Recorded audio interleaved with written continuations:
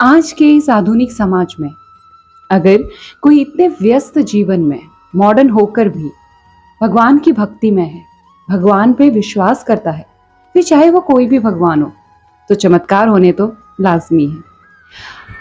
ये उस लड़की की कहानी है, उस पे आप बीती है, जिसकी भक्ति का मजाक बन के रह गया।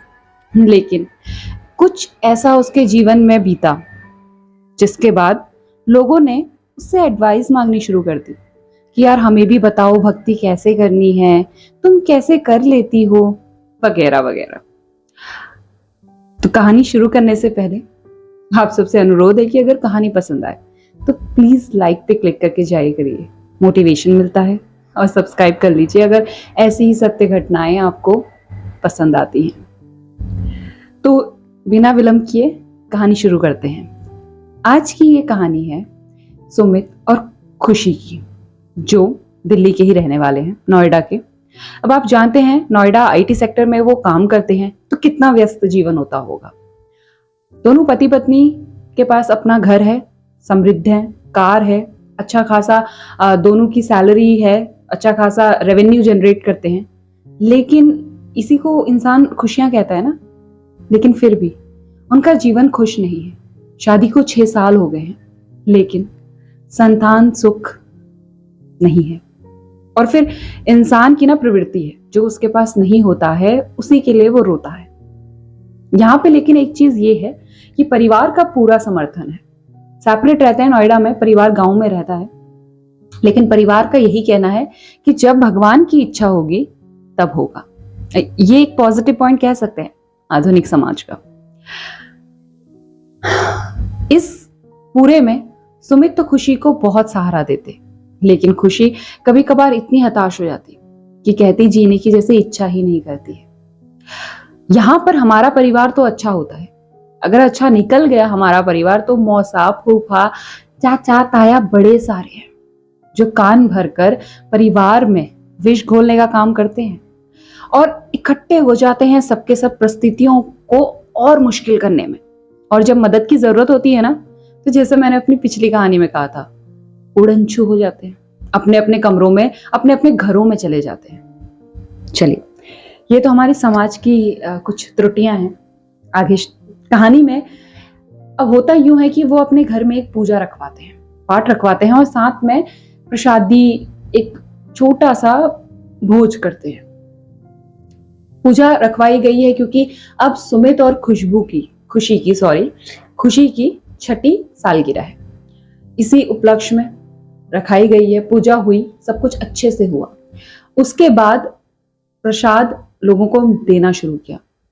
तो एक महिला जो ना बुजुर्ग थी और ना ही जवान, एक अधेड़ उम्र की महिला आंटी, उन्होंने प्रसाद लेने से मना कर दिया। कहा नहीं नहीं, मुझे प्रसाद नहीं चाहिए। तो खुशी ने बड़ी विनम्रता से पूछा कि क्यों नहीं चाहिए आपको प्रसाद। तो उन्होंने कहा प्रसाद तुम मत दो मुझे, क्योंकि मेरी बहू गर्भवती है और तुम जैसी महिला जिसका बच्चा नहीं हो सकता, एक शब्द दिया है हमारे समाज ने, उसे बहुत ही कड़वा शब्द है, मैं लेना नहीं चाहूंगी।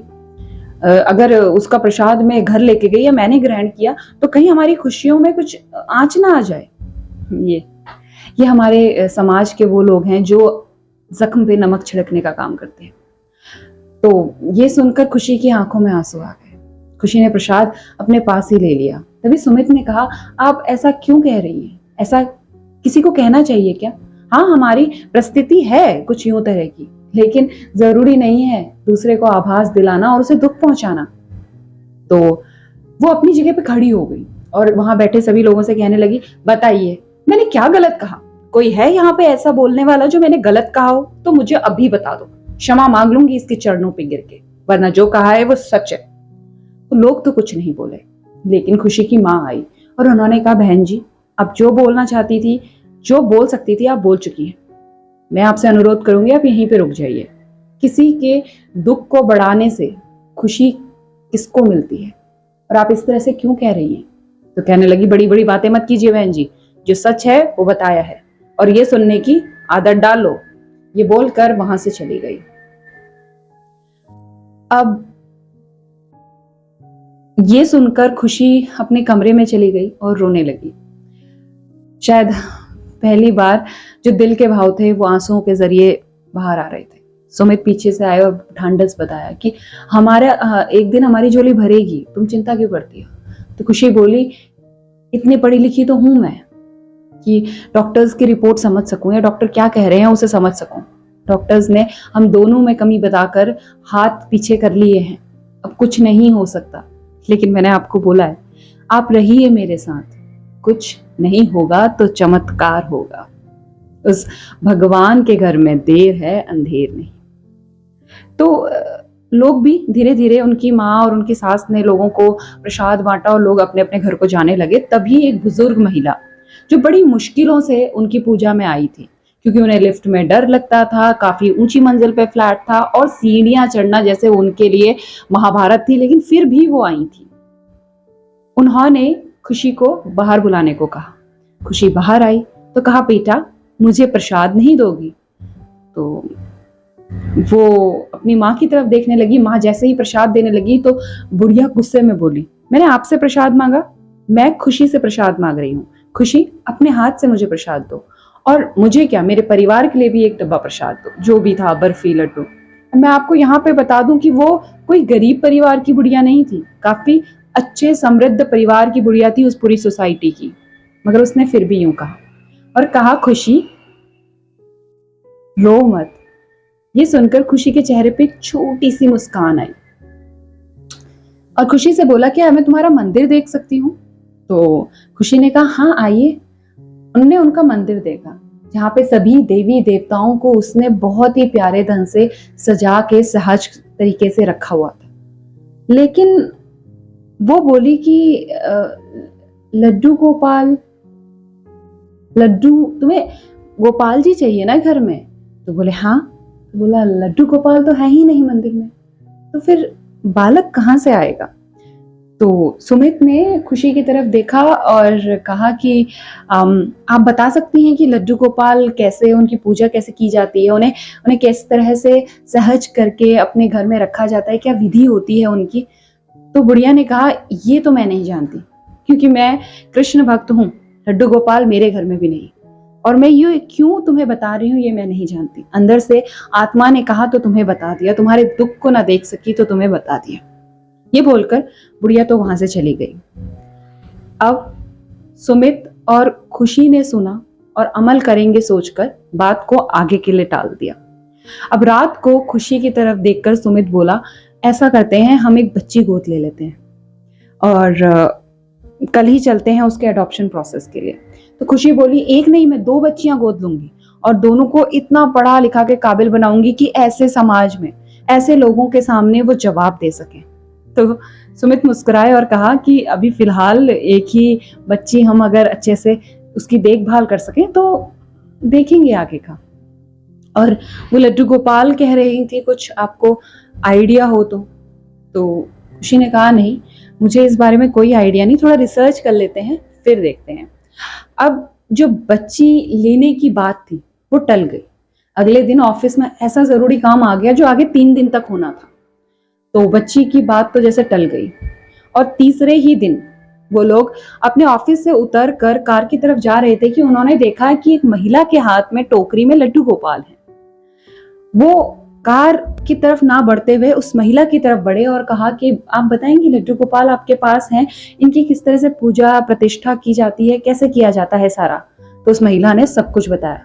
कुछ चीजें तो ऐसी भी बताई जिसका कोई मतलब नहीं बनता है कि, लेकिन फिर भी बताया। मैं ये यहाँ पे ये चीज नहीं कहूंगी कि उसकी भक्ति में खोट है या उसकी भक्ति इस तरह से, हर इंसान की भक्ति अपने अपने तरीके से होती है, ठीक है।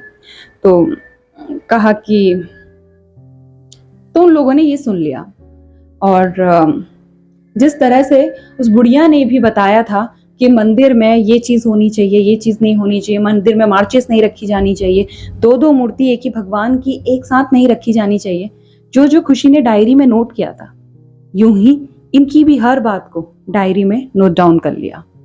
अब अगले ही दिन वो एक अच्छे दुकानदार के पास गए और वहां से प्यारे से छोटे से, आई थिंक 1 या 2 साइज बताया था मुझे उन्होंने, उस साइज के लड्डू गोपाल लेके आए। अब लड्डू गोपाल को मंदिर में रख दिया गया और उनकी पूजा पूरे दिल से करी गई।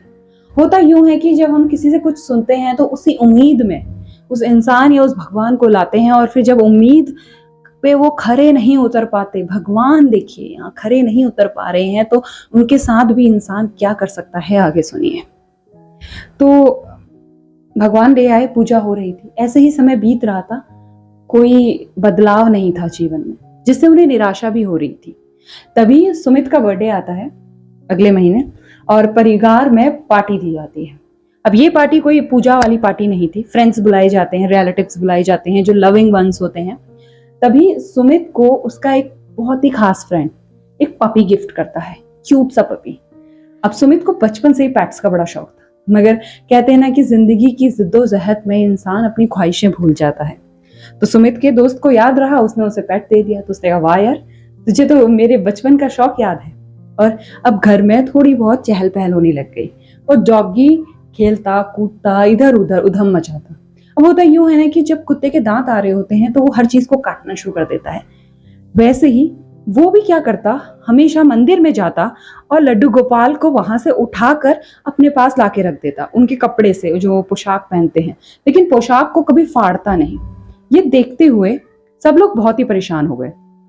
सुमित ने कॉल किया अपने दोस्त को और वो पेट ओनर या पेट शॉप का नंबर मांगा। कहा, यार मैं तो बहुत ही परेशान हो गया हूँ इस कुत्ते से, ये बहुत ही ज्यादा उधम मचाता है और हमारे मंदिर में भी बहुत छेड़छाड़ कर रहा है, जो बिल्कुल गलत है। मैं भी कहूंगी अपने तरफ से, आपका कोई सुझाव है तो बताइए, लेकिन ये बहुत ही गलत चीज है। कुत्ता जब तक दरवाजे पर है तब तक ठीक है, अगर सोफे पे आ गया तो फिर जाति बदल जाती है, प्रजाति बदल जाती है। आगे तो उनने कहा कि अभी तो मैं बाहर हूँ और 3-4 दिन में वो विक्रेता भी आएगा, अभी वो फिलहाल वो भी नहीं है इन द टाउन, तो तुम 3-4 दिन यहाँ संभालो इस चीज को। तो ने कहा ठीक है। तभी इस बीच खुशी को ये समझ में आया कि लड्डू गोपाल से कोई खास बदलाव हो नहीं रहा है, तो उन्हें एक लाल कलर के कपड़े पे बांधकर वो जाकर उनकी सोसाइटी गार्डन एरिया में पार्क था, उसी के पास में एक पीपल का पेड़ था, उसके नीचे रखा। ये सुमित को नहीं बताया था, ये सुमित को नहीं बताया था।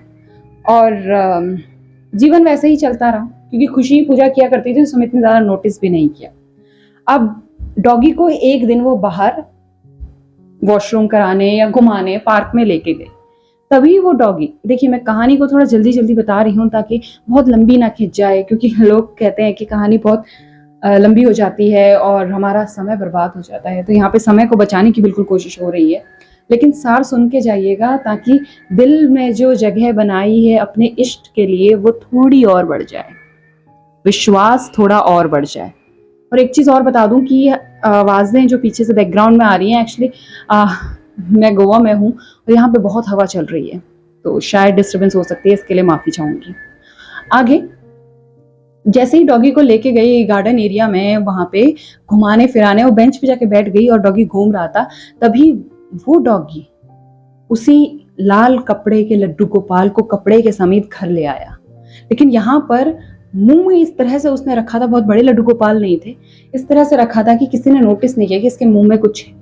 और वो ला के उसने सोफे के पीछे ऐसी जगह पे जहां उनकी नजर ना जाए वहां पर रख के उसके ऊपर के कपड़े को उतरना, उसको काटना शुरू कर दिया।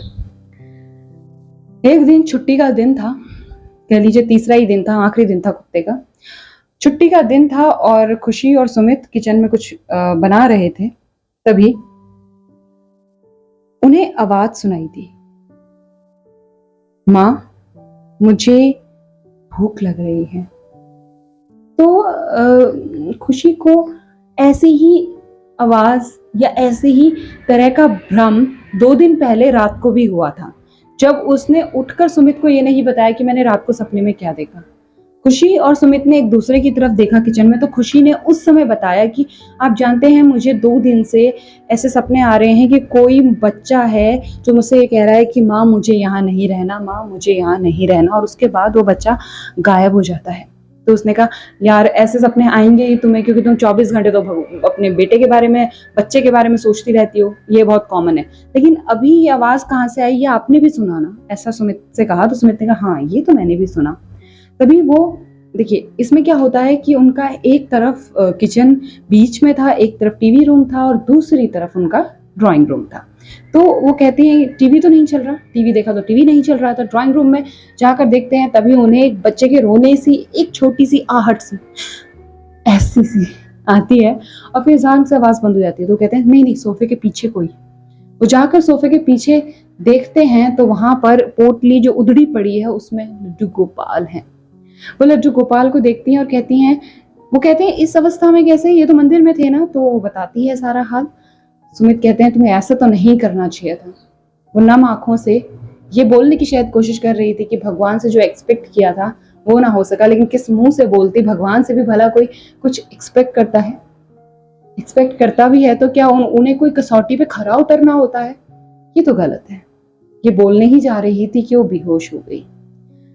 डॉक्टर के पास लेके गए आनन फानन में, और डॉक्टर ने जो बताया वो शायद उनकी जिंदगी का सबसे खूबसूरत जवाब था डॉक्टर के द्वारा दिया हुआ, कि तैयारियां शुरू कीजिए, आप गर्भ से हैं। ये सुनकर उन्हें इतनी ज्यादा प्रसन्नता हुई, भगवान के आगे नतमस्तक हुई, आंसुओं से भगवान को धो दिया, भगवान के चरण स्पर्श किए। और उस दिन से आज का दिन है। वो कहते हैं भगवान के संकेतों के बिना हम कोई कार्य नहीं करते। अगर उनका संकेत आ जाए ना तो कुछ काम तो हम टाल भी देते हैं। भगवान की इतनी कृपा है हम पे, इंसान जो नहीं कर सकता वो भगवान कर देते हैं। बस जरूरत है तो विश्वास रखने की। तो खुशी की जिंदगी में आखिरकार गोपाल ने चमत्कार कर खुशियां ला दी। आज की ये सत्य कहानी थोड़ी सी लंबी हो गई, माफी चाहूंगी। यहीं तक। आशा करती हूँ आपको पसंद आई होगी, दिलों को छुई होगी। अगर हाँ तो like, comment and subscribe, share with your friends. जिसकी भी आस टूट रही है ना, टूटने ना पाए, समय आने में देर नहीं लगती, चमत्कार होने में देर नहीं लगता, बस जरूरत है तो ढांढस बंधाए रखने की। आज का ये सत्य प्रसंग यहीं तक, और जल्द लौटूंगी एक अच्छे सत्य प्रसंग के साथ। तब तक अपना अपने परिवार का ख्याल रखिए, लड्डू गोपाल की भक्ति में रमे रहिए और कमेंट में लिखते हुए जाइएगा श्री कृष्णा राधे राधे।